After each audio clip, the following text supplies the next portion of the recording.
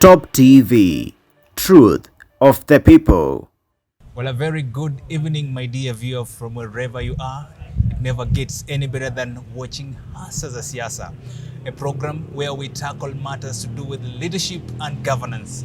And today, on the set, we are privileged to have an upcoming and aspiring enthusiast politician by the name Susan Odongo, also known as Nyar County Mama Yao. Welcome on set. Thank you very much. Well, at some point, Winston Churchill once said that politics is not a game, but an honest business. Now, this is the business. So, how does it feel being actively involved with politics in Kenya today? Thank you very much for this opportunity, and thank you for having me this evening. First and foremost, I'd say it is challenging as a lady taking the bold step. It is a bold step. And I've seen the challenges already, though this is the start. Yeah. But I believe that I have what it takes. I have the energy, I have the ideas, and what it takes as a leader, and I'm up for the task. You up for the task? Yes. Wow, that's amazing. Now, you have mentioned something to do with being a lady, and you are actively involved with politics. I mean, this presents the electorate with a very special moment. So, keeping in mind that the seat that you are eyeing is the Langata Member of Parliament. This is a seat that we have seen interest from given parties who are kind of recognized as the bigwigs in the game, rather in the business. On one side, we have the outgoing Member of Parliament, Honorable Nixon Korir, and on the other hand, we also have a celebrity who has got also a huge following by the name Jalango. And here we have Nyar County, Mama Yao. So, having considered the fact that the moment is very special for Mama Yao, how best do you plan to package yourself so that you also fit into this honest business of vying for Member of Parliament for Langata? Yes. Thank you so much for that question, and it's an important one in that matter. Wow. Apparently, I happen to be the only lady so far that has set their eyes on the seat. That's amazing. Yes, that is a bold step, number one. Wow. Number two, I package myself as a youth. Number one, I'm a youth. I don't want to look at myself in the aspect of being a minority, that, okay, I'm a lady. I don't want to ride on that. Though it's true, I'm a lady. Yes. But I It ride is on inevitable. it is inevitable. Yes. I ride on the aspect that I'm a youth, and considering that 70% of the population in this country comprises of the youth, and at the same time 70% of the electorate in this country comprises of the youth. Wow. But if you are to look at the people that are representing us in parliament and in government, It's a complete irony. it's a complete irony. So from my point of view, Yes. and from what I have gathered, is that most of these leaders do not understand what the youths are going through. You tell them about unemployment, they're like, but there are job openings everywhere. You tell them that, oh, you've educated us, now what next? They don't understand. But I come from the point of view that I'm a youth. I understand where the problem is. I fit in that age group, or I understand. Okay, I also understand the aspect of the society today that we are living in today. This generation, we have so many single parents, single fathers and single mothers. Now, the current regime that we have in government, Yes. their age does not allow them, some of their age hinders them from understanding that point of view. They don't have any platforms where they can help this emerging new community of single parents. Now, as a person who is emerging and a person who is an aspirant for this seat, I believe I understand single parents. I understand that community very well. I understand the youth, which comprises the majority of the population and the electorate. And that's the point of view I bring across whenever I'm going and setting up my bid. Yes. That is what I'm using. I'm not using the basis of I'm a lady, I'm here because I'm a lady and all that. I'm not known, I may not be famous like the others, I may not be known very much everywhere, but that is what I bring to the table for the people. So I know your problems, I know where you're coming from. Yes. So you do have a plan, like you want to address the issues that affect Yes. the youth, Yeah. as well as the single parents Yes. within the electorate. Yes. Wow, Yes. that's amazing. Now, as we move on, we have been having this old analogy about politics being considered a masculinity business. And of course, it has been tied to some extent of inherent fascism amongst the youth, whereby we do have, let's say, a section of the voters being inclined towards a certain well-known or rather famous leaders within the industry. Does this affect you in any way, and how, if it does, how have you braced yourself for the effects?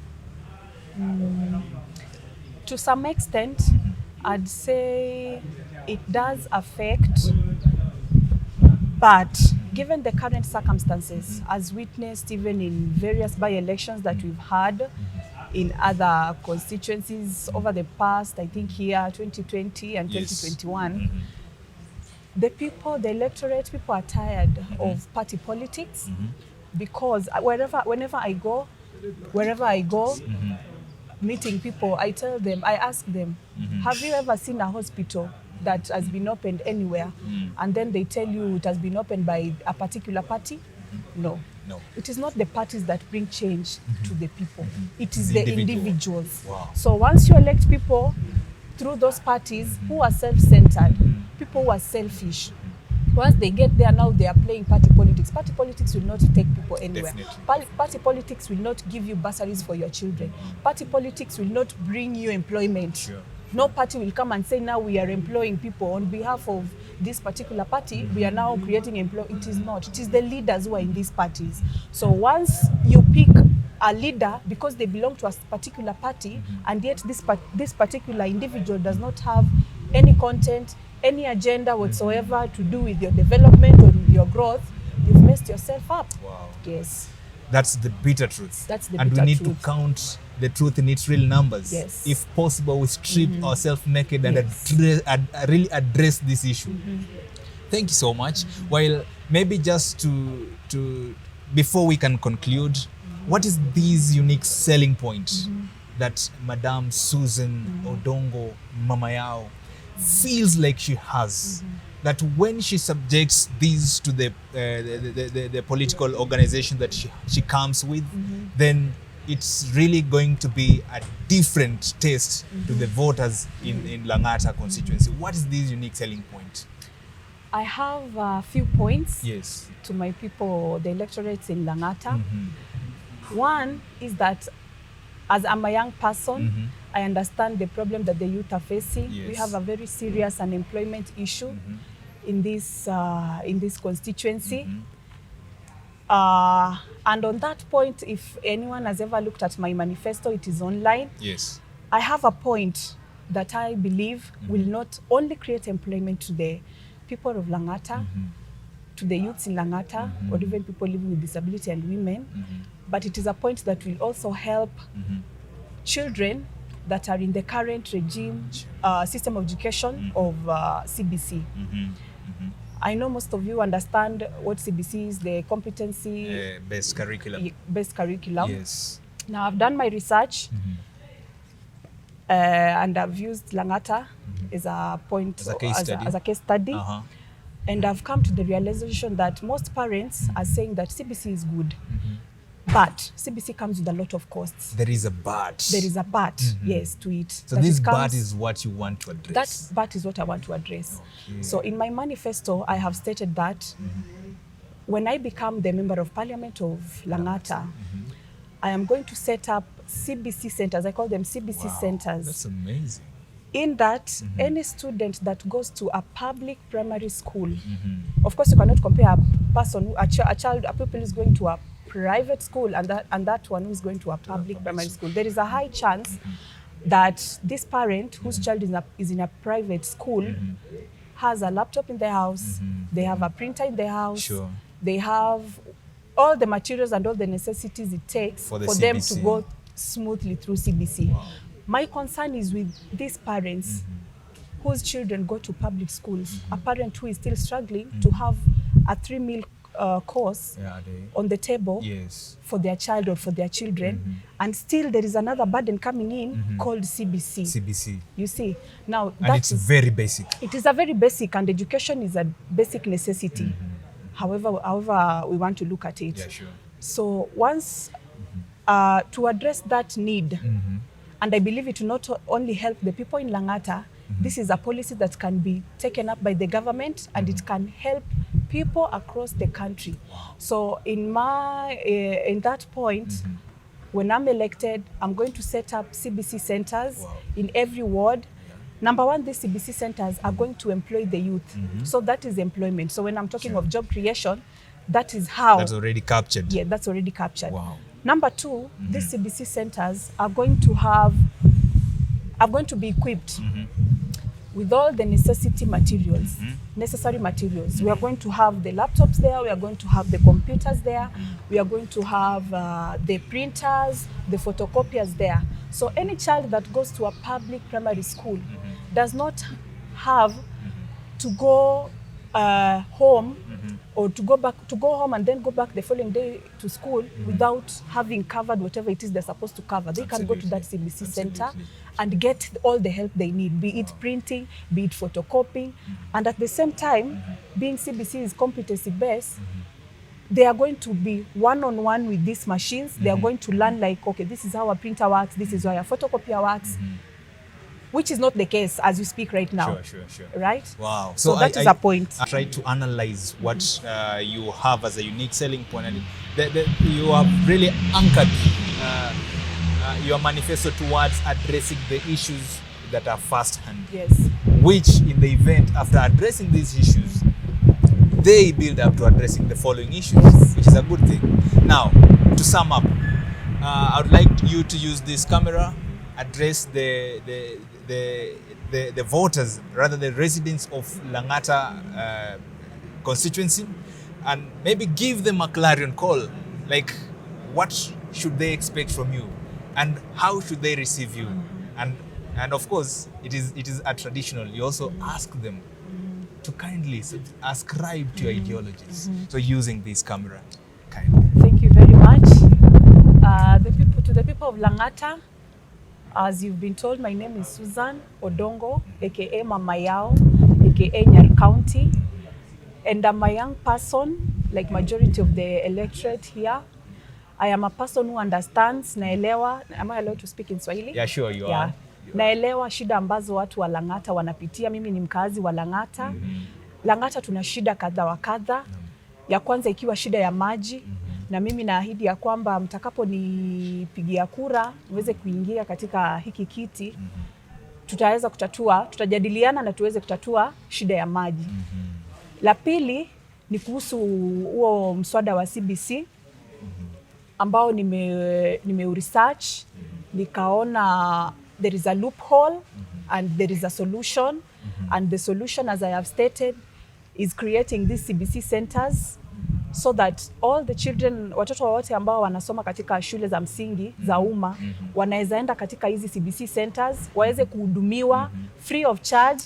Kwa sababu, why do I say free of charge? Nasema hivi kwa sababu hapa Langata, kusema ukweli, hakuna mambo ya infrastructure. Acha tuseme mambo ya kujenga mashule, mambo ya kujenga barabara, mambo ya kujenga mahospitali. Hii ni miundo misingi ambayo tuko nayo tayari hapa Langata. So we only need to focus on a few things. The issue of water, we need to focus on the issue of education. As at now, in this current world that we are living in, or in this current state that we are living in, there is no much thing that unaweza achia mtoto wako compared to education. Yeah, sure. Watu hawana mashamba ya kuachia watoto wao kama mababu zetu na mababa zetu. Watu hawana makazi, eti mtu anaweza sema I have a company, nitaachia watoto wangu. But the best gift unaweza mpatia mtoto wako ni elimu. So my main focus and my main passion ni education. Langata happens to be the constituency in this country with the highest number of tertiary institutions. Ulijua hivyo kweli? It has the Now highest I know. number of tertiary institutions. Now I know. So my passion for education is this. Mimi sitaki kuona mtoto yeyote anateseka, mtoto wa yatima, mtoto wa single parent, mzazi mmoja ama either both parents are there, but still a single parent is a single parent and they have challenges and nobody is addressing. And this is a big community that we have now, not only in Langata constituency, Yes. but in the whole country. So I have strategies, I have ideas. I'm a youth like you. I'm fresh blood. Jaribu ni dada. Jaribu ni dada. Tutatatua matatizo yote ambayo tuko nayo kwa kujadiliana. There's nothing that doesn't have a solution. Well, Yes. that is all from Susan Odongo, also known as Nyar County au Mama Yao. Well, it never gets any better than just understanding how immense and how influential the young and fresh blood with regards to governance and leadership can be. So it is a high time. We wish you all the best. Thank you so much. Keep pressing on, and we hope that next time we meet, we'll be rejoicing all the way. Yeah. So thank you for watching Talk TV. My name is Daniel Sirengo, and it has been your favorite program, Hasa za Siasa. I leave you with this quote that says, if you wish to see change, then be the change you wish to see. Nice time.